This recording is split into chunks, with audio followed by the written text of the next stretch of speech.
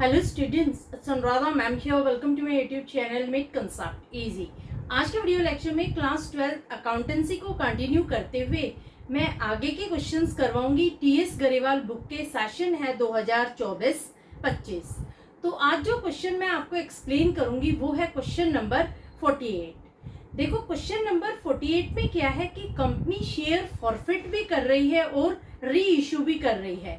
तो ये बहुत इंपॉर्टेंट क्वेश्चन है क्योंकि आपके एग्जाम में इस तरह के क्वेश्चन सीबीएसई में पूछे जाते हैं। तो question number 48 is Vikram limited forfeited 5000 shares of Rahul who had applied for 6000 shares for non payment of allotment money of rupees 5 per share and first and final call of rupees 2 per share। देखो Vikram limited ने राहुल के 5000 share को forfeit कर दिया है। Forfeit का मतलब होता है जब्त करना। राहुल ने 6000 शेयर के लिए अप्लाई किया था, लेकिन कंपनी ने उसे 5000 शेयर्स अलॉट किए थे। क्यों कंपनी ने शेयर फॉरफिट कर दिए? क्योंकि राहुल ने ना ही तो अलॉटमेंट मनी जो 5 रुपए पर शेयर थी वो पे की, और ना ही फर्स्ट एंड फाइनल कॉल जो 2 रुपए पर शेयर थी वो पे की। Only application money of ₹3 was paid by him. उसने सिर्फ एप्लीकेशन मनी कंपनी को पे की थी ₹3 per share. Out of these 3000 shares were reissued at ₹12 per share as fully paid up. इसमें से कंपनी ने 3000 शेयर री इशू कर दिए और रेट है 12 रुपए पर share. Pass entries for feature and re issue of shares. आपको यहाँ पर फॉर फीचर और री इशू की एंट्रीज पास करनी है। देखो ये जो क्वेश्चन है ये थोड़ा सा कॉम्प्लिकेटेड है क्योंकि इस क्वेश्चन में कंपनी शेयर्स फॉरफिट भी कर रही है और री इशू भी कर रही है।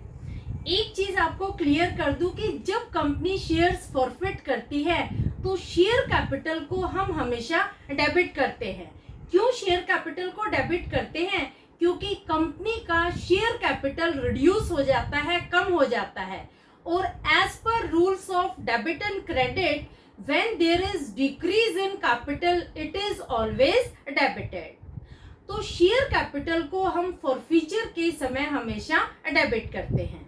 दूसरा, जब कंपनी शेयर्स इश्यू करती है या री इश्यू करती है तो शेयर कैपिटल को हमेशा क्रेडिट किया जाता है, क्योंकि as per rules of debit and credit when there is increase in capital it is always credited. तो ये दोनों डिफरेंस आपको समझ में आ गए कि जब कंपनी शेयर फॉरफिट कर रही है तो शेयर कैपिटल हमेशा डेबिट होता है, और जब कंपनी शेयर इश्यू करती है या री इश्यू करती है तो शेयर कैपिटल हमेशा क्रेडिट होता है।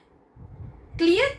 अब देखो गिवन इंफॉर्मेशन क्या है कि कंपनी ने 10 रुपए का शेयर इश्यू किया है। शेयर की फेस वैल्यू है ₹10। राहुल ने 3 रुपए एप्लीकेशन के पे कर दिए हैं, लेकिन 5 रुपए जो कंपनी ने अलॉटमेंट पर मंगवाए थे और 2 रुपए जो कंपनी ने फर्स्ट एंड फाइनल कॉल पर मंगवाए थे वो राहुल ने पे नहीं किए। इस वजह से कंपनी ने राहुल के 5000 शेयर्स फॉरफिट कर दिए। फॉरफिट का मतलब होता है जब्त कर लेना, यानी राहुल ने एप्लीकेशन पर जो पैसा पे किया था वो पैसा कंपनी रिफंड नहीं करेगी, उस पैसे को कंपनी ने जब्त कर लिया। ये कंपनी का प्योर प्रॉफिट बन जाता है। क्लियर? अब देखो यहाँ पर आपको 3 एंट्रीज पास करनी है। पहली एंट्री में आप शेयर्स को फॉरफिट कर देंगे, दूसरी एंट्री में आप शेयर्स को री इश्यू कर देंगे, और तीसरी एंट्री में जो भी फॉरफिटेड शेयर है उन्हें आप ट्रांसफर कर देंगे कैपिटल रिजर्व में। अब देखो एंट्रीज पास करने से पहले हम एक छोटा सा वर्किंग नोट बना लेते हैं, क्योंकि यहाँ पर जो अप्लाइड शेयर है और अलॉटेड शेयर है उन दोनों में डिफरेंस है। राहुल ने अप्लाई किया है 6000 शेयर के लिए, लेकिन कंपनी ने उसे अलॉट किए हैं 5000 शेयर्स। तो ये प्रो राटा का क्वेश्चन है। यहाँ पर आपको वर्किंग नोट से ही पता लग पाएगा कि कितनी अलॉटमेंट मनी ड्यू थी जो राहुल ने पे नहीं की। अगर अप्लाइड और अलॉटेड दोनों शेयर सेम होते तो किसी तरह के वर्किंग नोट की रिक्वायरमेंट नहीं होती, लेकिन यहाँ पर हमें पहले वर्किंग नोट बनाना पड़ेगा। तो देखो, वर्किंग नोट बनाने के लिए आप सेकंड पेज यूज करना। जो फर्स्ट पेज है उसमें हम जर्नल एंट्रीज पास करेंगे। मैं आपको पहले वर्किंग नोट बना के बता रही हूँ, क्योंकि जब आप एंट्रीज पास करेंगे तो विद इन सेकेंड आप एंट्रीज पास कर लेंगे, क्योंकि आपको पता लग जाएगा कि कितनी अमाउंट अलॉटमेंट पर ड्यू थी जो राहुल ने पे नहीं की। तो किस तरह से आप वर्किंग नोट बनाएंगे, आप लिखेंगे amount due but not paid on allotment by Rahul. सबसे पहले आप लिखेंगे total number of shares applied जो है 6000, दूसरा total number of shares allotted जो है 5000।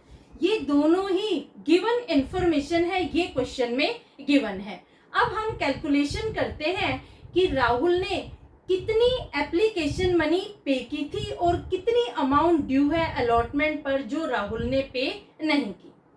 देखो, राहुल ने अप्लाई किया था 6000 शेयर्स के लिए, तो यहाँ पर application money paid by Rahul, application money Rahul ने कितनी पे की थी, 6000 इंटू 3 रुपीज 18,000 राहुल ने एप्लीकेशन के समय पे किए थे। क्योंकि देखो, 10 रुपए शेयर की फेस वैल्यू है और कंपनी 3 रुपए एप्लीकेशन पर डिमांड कर रही है, तो राहुल ने एप्लीकेशन पर 18,000 रुपए कंपनी को पे किए थे।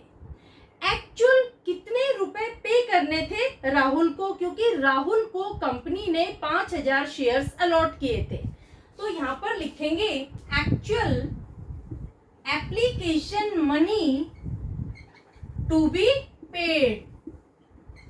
Paid is equal to 5,000 into 3। देखो, कंपनी ने राहुल को 5,000 शेयर्स अलॉट किए हैं, उसने अप्लाई किया था 6,000 के लिए। राहुल ने 18,000 रुपए एप्लीकेशन पर पे किए थे, लेकिन वास्तव में उसे कितने पे करने चाहिए थे, उसे पे करने चाहिए थे 5,000 इंटू 3 इज इक्वल टू 15,000। यानी राहुल ने 3,000 रुपए एक्सेस एप्लीकेशन मनी पे कर दी कंपनी को, एक्सेस एप्लीकेशन मनी। यहां तक समझ में आ गया? 3,000 रुपए राहुल ने एक्सेस एप्लीकेशन मनी पे कर दी, जिसे कंपनी यूटिलाइज करेगी eight the time of allotment.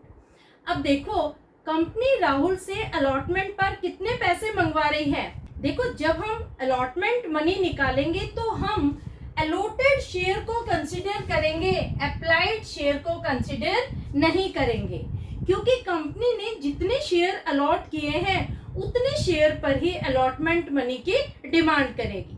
तो यहाँ पर अलॉटमेंट मनी ड्यू कितनी होगी, allotment money due is equal to 5,000 into 5, क्योंकि कंपनी 5 रुपए डिमांड कर रही है at the time of allotment पर। तो राहुल को अलॉटमेंट पर कितने पैसे पे करने थे, 25,000 रुपए राहुल को अलॉटमेंट पर पे करने थे, लेकिन राहुल ने 3,000 रुपए ऑलरेडी पे कर रखे हैं eight the time of application.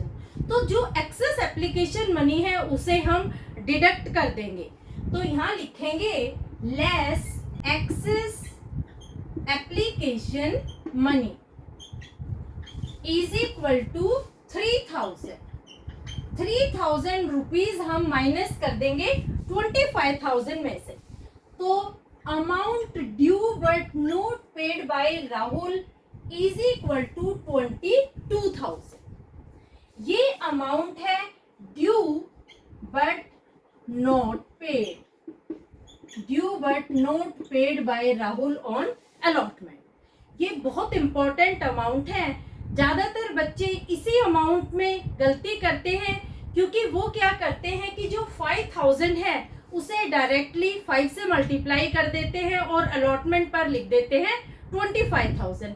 तो आपका एंटायर क्वेश्चन हो जाएगा रॉन्ग। तो ये बहुत इंपॉर्टेंट अमाउंट है, इस अमाउंट पर आप स्टार कर लो, क्योंकि इस अमाउंट को हम यूज करेंगे जब हम जर्नल एंट्रीज पास करेंगे। तो ये 22,000 आपको समझ में आ गया। ज्यादातर बच्चे इस अमाउंट पर ही मिस्टेक कमिट करते हैं।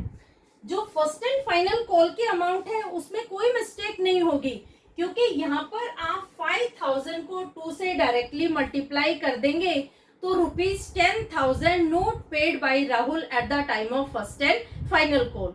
तो आप चाहे तो यहाँ लिख सकते हैं सेकेंड वर्किंग नोट में, amount due but not paid by Rahul but not paid at first and final call. कितने शेयर अलॉट किए थे कंपनी ने? 5,000 शेयर्स अलॉट किए थे और कंपनी डिमांड कर रही है ₹2 फर्स्ट एंड फाइनल कॉल पर। तो 10,000 रुपए राहुल ने पे नहीं किए eight the time of first and final call. तो यहाँ भी स्टार कर लेते हैं। ये अमाउंट भी यूज करेंगे जब हम एंट्री पास करेंगे। ये दोनों अमाउंट आपको समझ में आ गई। अब देखो, शेयर फॉरफिटेड की जो अमाउंट है वो बहुत इजी होती है। शेयर फॉरफिटेड में वो अमाउंट हम ट्रांसफर करते हैं जो शेयर होल्डर कंपनी को ऑलरेडी पे कर चुका होता है। यहाँ पर राहुल ने कंपनी को ₹3 एप्लीकेशन के पे कर दिए हैं। कंपनी ने राहुल के जो ₹3 एप्लीकेशन के थे 6,000 शेयर पर वो जब्त कर लिए हैं, फॉरफिट कर लिए हैं। तो यहाँ पर जो ₹18,000 है इसे भी आप स्टार कर लो, क्योंकि ये शेयर फॉरफिटेड में ट्रांसफर होगी। अब देखो, एंट्री पास करना कितना इजी हो गया। जो जो अमाउंट ट्रांसफर होनी है मैंने सब पर स्टार करवा दिए हैं। पहली अमाउंट है 18,000, दूसरी अमाउंट है 22,000 और तीसरी अमाउंट है 10,000। तो आप journal entry within second pass कर लेंगे। इसका एक स्क्रीनशॉट ले लो, क्योंकि मैं ये मिटा रही हूं। अब मैं पास करूंगी जर्नल एंट्री ऑफ फॉरफीचर। अब देखो, जर्नल आप प्रॉपर फॉर्मेट में बनाएंगे। Date, particulars, ledger, folio, debit and credit, 5 column में आप जर्नल बनाएंगे। सबसे पहली एंट्री आप पास करेंगे, आप लिखेंगे equity share capital account debit, share capital account debit to forfeited share account, forfeited share account to share allotment account, to share first and final call account। अब देखो, अमाउंट हमने ऑलरेडी कैलकुलेट कर ली है कि कितनी कितनी अमाउंट कौन कौन से अकाउंट में हम ट्रांसफर करेंगे। अब देखो, शेयर कैपिटल को कितनी अमाउंट से डेबिट करेंगे। कंपनी ने 5,000 शेयर अलॉट किए हैं, उसे आप 10 से मल्टीप्लाई कर देंगे तो शेयर कैपिटल डेबिट होगा 50,000 से। अब देखो, टू फॉरफिटेड शेयर अकाउंट, कितनी अमाउंट कंपनी ने फॉरफिट कर दी? 18,000। ये हम कैलकुलेट कर चुके हैं, आप अपना वर्किंग नोट चेक कर लो। दूसरा है शेयर अलॉटमेंट, कितनी अमाउंट ड्यू थी लेकिन अलॉटमेंट पर राहुल ने पे नहीं की? 22,000। तीसरा है first and final call, first and final call पर कितनी अमाउंट राहुल ने पे नहीं की? अमाउंट है ₹10,000। देखो, एंट्री कितनी इजीली हमने पास कर ली, क्योंकि हम ऑलरेडी वर्किंग नोट बना चुके हैं। अब लिखेंगे नरेशन। नरेशन क्या होगी? Shares forfeited, shares forfeited. ये फर्स्ट एंट्री है। सेकंड एंट्री क्या है कि कंपनी जो फॉरफिटेड शेयर है उसमें से 3,000 शेयर री इश्यू कर रही है at the rate of ₹12 per share. री इश्यू का मतलब क्या हुआ कि कंपनी जो फॉरफिटेड शेयर थे अब किसी और को बेच रही है। देखो, कंपनी जब री इश्यू करती है तो कंपनी शेयर्स को री इश्यू कर सकती है एट पार, एट प्रीमियम और एट डिस्काउंट। री इश्यू डिस्काउंट पर भी किया जा सकता है, लेकिन जब कंपनी ओरिजिनल इश्यू करती है तो कभी भी शेयर्स डिस्काउंट पर इश्यू नहीं किए जा सकते। As per section 53 shares can not be issued at discount, ये आप ध्यान रखना। तो यहाँ पर कंपनी शेयर्स को री इश्यू कर रही है, लेकिन यहाँ पर कंपनी प्रीमियम पर री इश्यू कर रही है। शेयर की ओरिजिनल वैल्यू कितनी है, 10 रुपए का शेयर है और कंपनी उसे बेच रही है 12 रुपए में। देखो 3000 शेयर्स कंपनी री इश्यू कर रही है एट द रेट ऑफ ₹12, यानी कंपनी को मिल रहे हैं 36,000। मिलने कितने चाहिए थे, 3000 शेयर को जब हम 10 से मल्टीप्लाई करते हैं तो यहाँ पर 30,000 रुपए आ रहे हैं, यानी कंपनी को एक्सेस अमाउंट मिल रही है 6,000 रुपए कंपनी को एक्सेस मिल रहे हैं। क्यों एक्सेस मिल रहे हैं, कंपनी का जो शेयर है उसकी अच्छी मार्केट वैल्यू है, कंपनी की गुड रेपुटेशन है, इस वजह से कंपनी मार्केट में शेयर्स री इश्यू कर रही है प्रीमियम पर। अब देखो जो कंपनी को 36,000 मिल रहे हैं इसे हम दिखाते हैं बैंक में। जो एक्चुअल अमाउंट कंपनी को रिसीव होनी चाहिए थी ओरिजिनल फेस वैल्यू के हिसाब से, इसे हम दिखाएंगे शेयर कैपिटल में, और जो बैलेंस अमाउंट है इसे हम ट्रांसफर करेंगे सिक्योरिटीज प्रीमियम में। तो री इश्यू के एंट्री में आप लिखेंगे bank account debit to share capital account to securities premium account. तो एंट्री पास करते हैं। सेकेंड एंट्री होगी बैंक अकाउंट डेबिट, अमाउंट कितनी होगी, 3000 शेयर है और कंपनी 12 रुपए के हिसाब से री इश्यू कर रही है, यानी 36,000 to share capital account. Capital account कितने से क्रेडिट होगा, 3000 इंटू 10 ₹30,000। और इन दोनों का जो डिफरेंस है, जो बैलेंसिंग फिगर है, उसे हम ट्रांसफर करेंगे to securities premium reserve account में। अमाउंट होगी ₹6,000। नरेशन क्या होगी, नरेशन होगी 3,000 shares reissued at the rate of ₹12 per share. ये होगी इसकी नरेशन। समझ आ गया किस तरह से कंपनी शेयर्स को री इश्यू करती है। देखो जब कंपनी शेयर री इश्यू कर रही है तो कंपनी का शेयर कैपिटल इंक्रीज हो रहा है, इस वजह से हमने शेयर कैपिटल को क्रेडिट कर दिया। यहाँ पर कंपनी शेयर फॉरफिट कर रही है तो कंपनी का शेयर कैपिटल कम होता है, इस वजह से हमने शेयर कैपिटल को डेबिट कर दिया। अब एक थर्ड एंट्री और पास होगी जिसमें कंपनी फॉरफिटेड शेयर को ट्रांसफर करेगी कैपिटल रिजर्व अकाउंट। इसका एक स्क्रीनशॉट ले लो, क्योंकि मैं कैलकुलेशन करूंगी कि कितनी अमाउंट ट्रांसफर होगी कैपिटल रिजर्व में। इसके लिए भी आपको एक वर्किंग नोट प्रिपेयर करना होगा।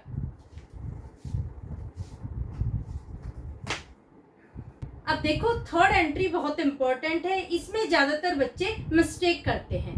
बच्चे क्या करते हैं कि जो भी फॉरफिटेड शेयर की अमाउंट होती है उस एंटायर अमाउंट को ट्रांसफर कर देते हैं कैपिटल रिजर्व में। तो यहाँ मैं आपको समझा रही हूँ कि किस तरह से आप अमाउंट ट्रांसफर करेंगे कैपिटल रिजर्व में।